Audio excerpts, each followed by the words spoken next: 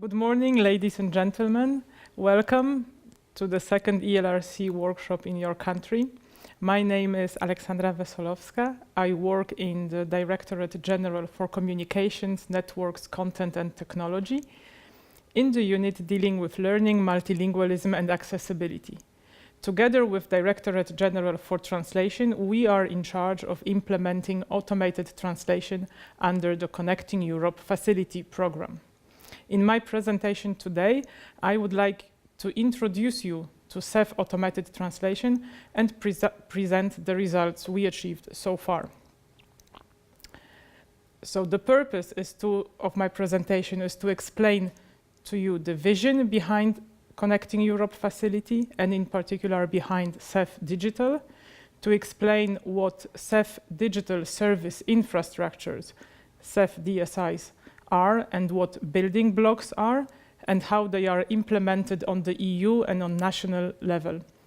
Then I would like to present CEF e-translation as a building block and the results achieved so far as regards the uptake of CEF e-translation, giving you some examples of deployment and use of e-translation in different countries and sectors.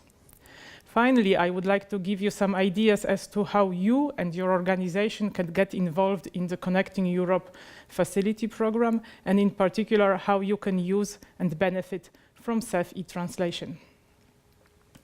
Let me start by a few words on the reasons behind the Connecting Europe Facility program. Why are we connecting Europe? The internet and digital technologies are transforming our world. More and more every day and business activities are happening online. At the same time, the digital landscape is becoming more diverse, and this puts challenges on cross-border interoperability and communication. Europeans face barriers when using online tools and services because these do not always work cross-border. Citizens miss out on goods and services, businesses miss out on market potential and opportunities, and also governments and public administrations cannot fully benefit from digital technologies when communicating with their counterparts in other countries.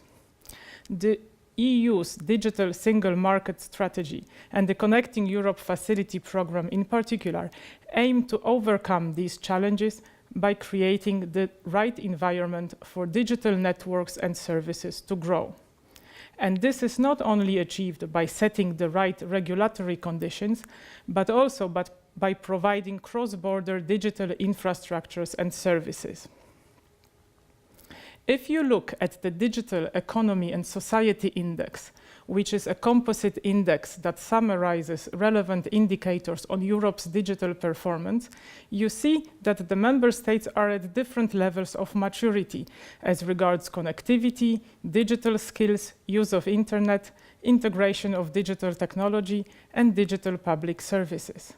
In 2017, in Europe as a whole, we have reached the 50% mark in the different dimensions, but there are differences between countries.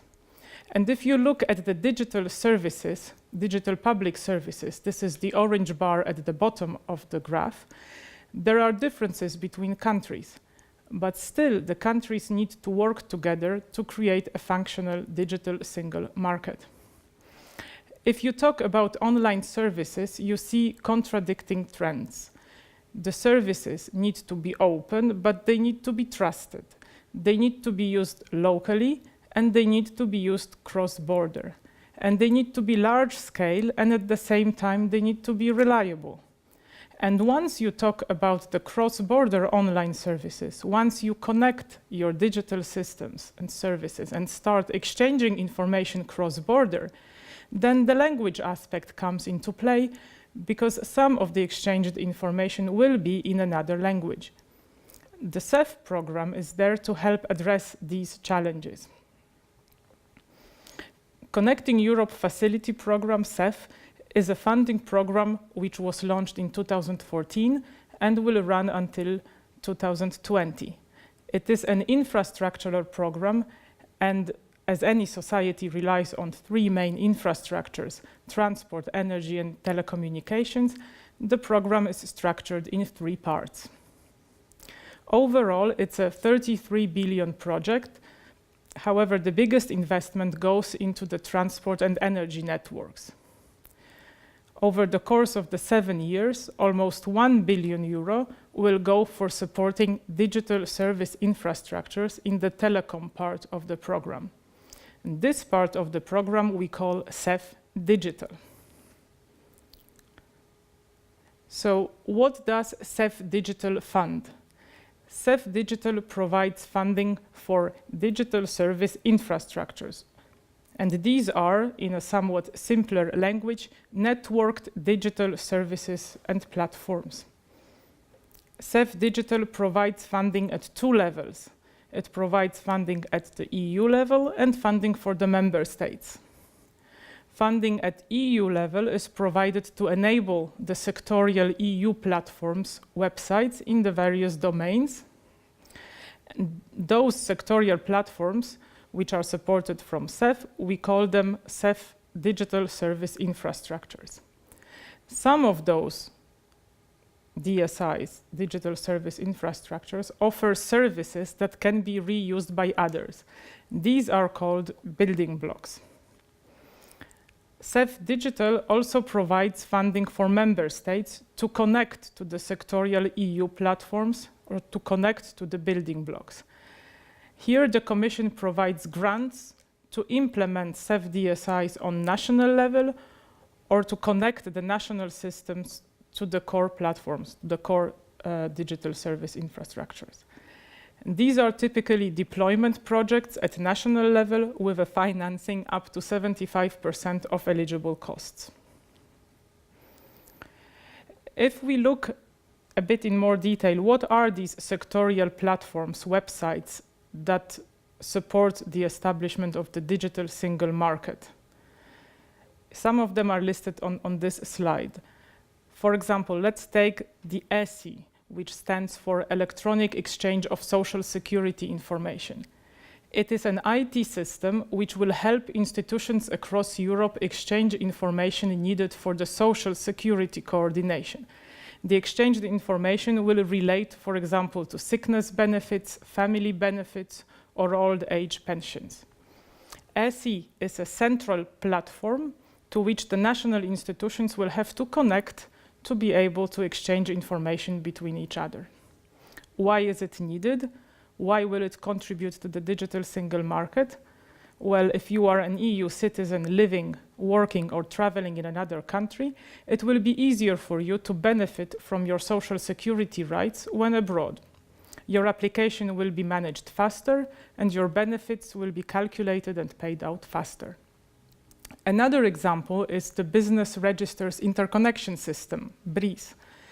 This is an infrastructure which will facilitate access to information on EU companies for the public, and it will ensure that business registers in all member states can communicate with each other electronically in a safe and secure way. Why is it needed? It will increase the confidence of citizens and private companies in the European single market.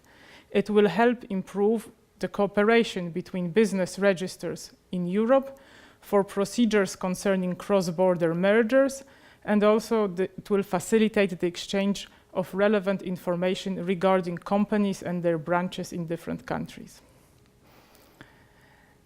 Other sectorial platforms are, for example, online dispute resolution, where citizens can solve disputes with traders online and across border, or the e-health DSI, which will enable citizens to have online access to their patient summary record when abroad. So those sectorial platforms, websites, or services that contribute to the emergence of the digital single market are called digital service infrastructures, CEF DSIs. What characterizes a CEF DSI? Can any website be a DSI?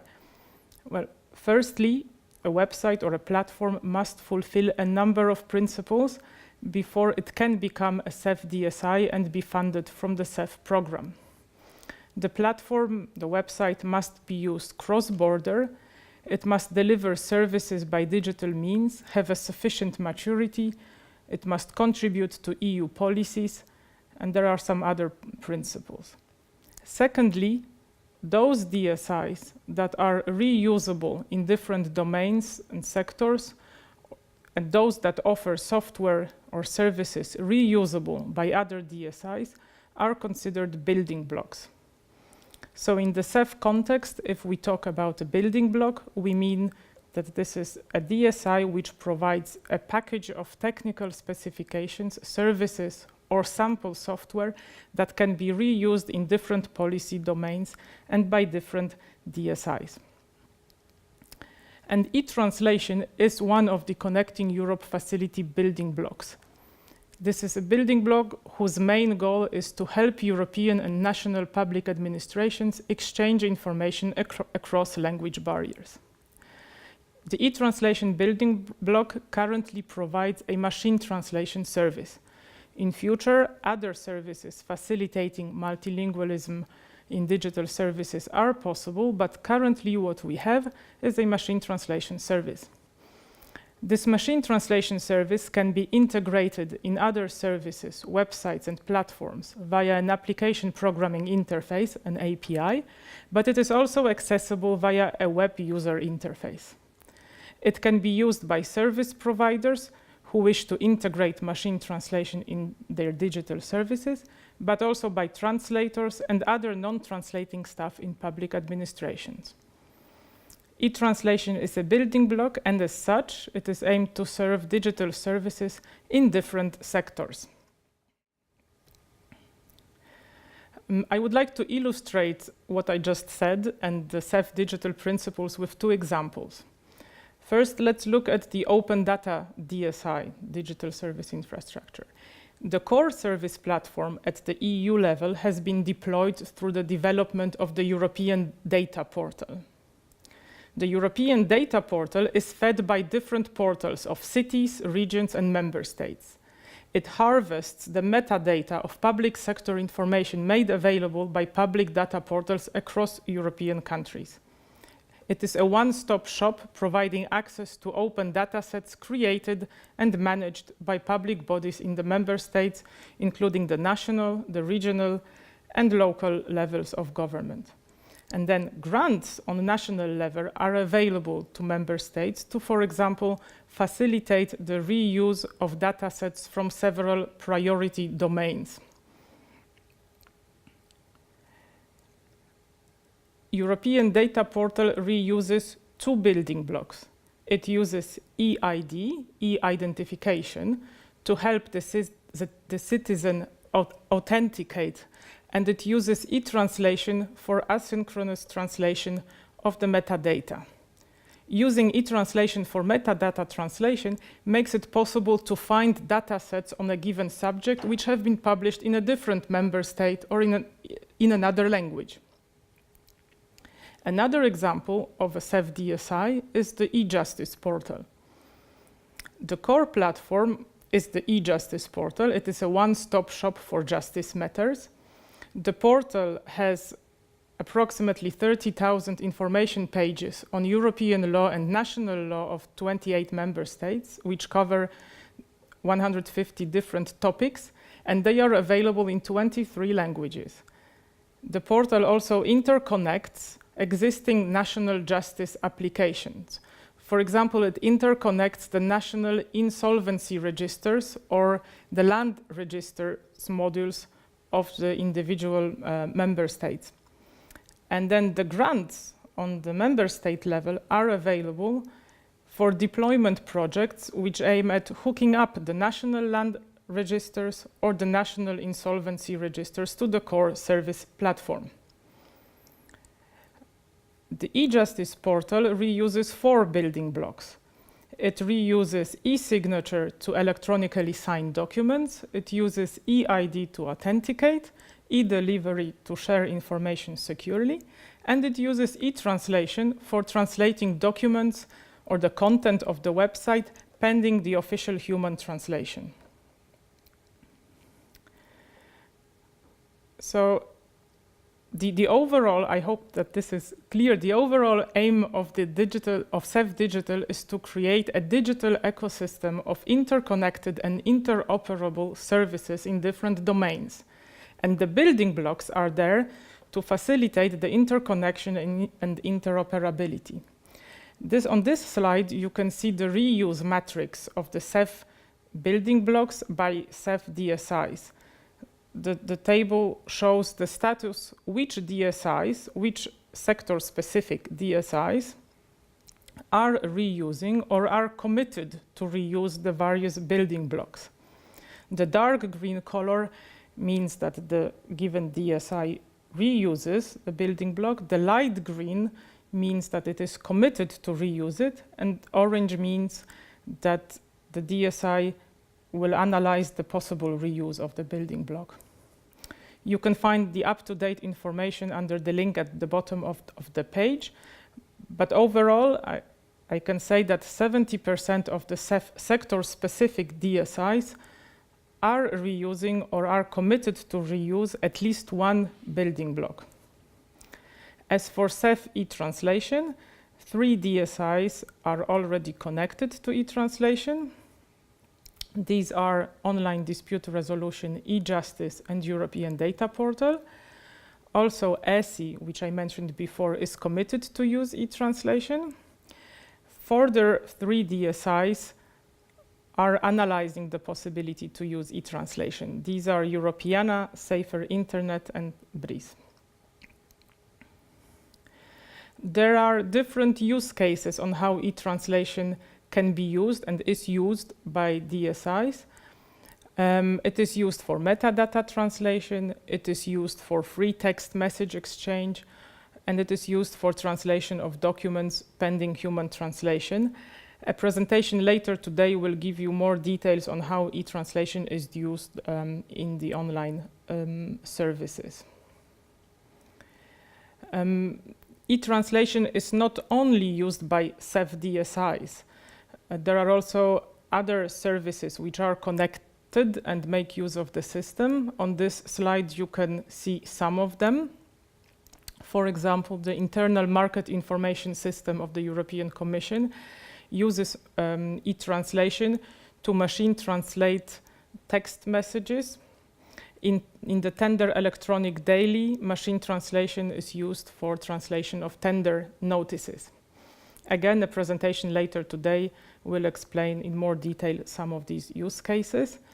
Overall, I want to say that 19% of the policy systems projects of the European Commission and 67% of the corporate system projects are reusing or are committed to reuse at least one CEF building block. We are also, in this aim to create the digital ecosystem, we are also encouraging the use of building blocks and the use of e-translation in the projects supported from CEF. That means in the grants for the member states. They are also encouraged to connect and use CEF building blocks. Here you can see some examples of this. For example, e-translation will power a cross-border e-procurement platform, interconnecting 3 e-procurement platforms in Slovakia, Slovenia, and Croatia. This is a deployment project supported at 75% from the CEF program, in which 3 national services for electronic procurement decided to connect their services and apply machine translation for translation of tender notices. E-translation will be integrated, that's another example, into a translation toolkit provided to the hosting countries of the EU presidency. It will be possible to use machine translation in various digital environments, for example, on mobile phones or in the computer-assisted translation tools. E-translation will also power a platform where other MT providers supply domain-adapted machine translation services to a wider user base. And finally, it will also be used by several open data DSI projects for translation of static content as well as real-time translation of dynamic content. Although e-translation is mainly intended to be used via an API in other digital services, it also offers useful standalone services accessible via a user interface. So translators and non-translating staff working for public administrations can submit documents or short strings of text for translation. Currently, there are over 1,000 individual users in member states who regularly use the machine translation services via the web user interface. But here I must stress that this figure refers only to the external individual users, that is, users not coming from the EU institutions. The users in EU institutions, which are many more, are not included in this visualization. So finally, how can you get involved in e-translation? Well, first, of course, use our service. You can use the web interface for translating documents or short snippets of text, or you can integrate e-translation API in your online public service. Secondly, we are very interested to hear from you what are your requirements and needs as regards automated translation solutions. What would you need to address your multilingual issues? Does our machine translation service serve your needs? Please share with us your requirements and needs either today or by contacting ELRC or us after the event. Please engage with the European Language Resource Coordination and help us improve the system by providing data, language resources. They are very important to us to further develop the system and make it work better for the various sectors I mentioned. And if it is public data which you make available, which falls under the PSI directive, making it available will also be helpful to other developers of automated translation solutions.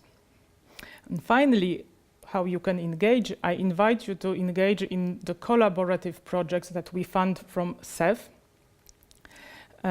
Every year we have a call where we call for two types of projects: resources projects on stimulating language resource provision to CEF e-translation, and integration projects on the integration of e-translation into digital services.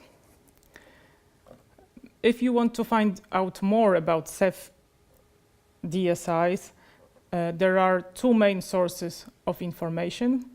Information on services provided by the European Commission can be found on the CEF digital portal, and information on funding available to member states in the form of grants is available on the INEA website, so I invite you to have a look at those two sources of information.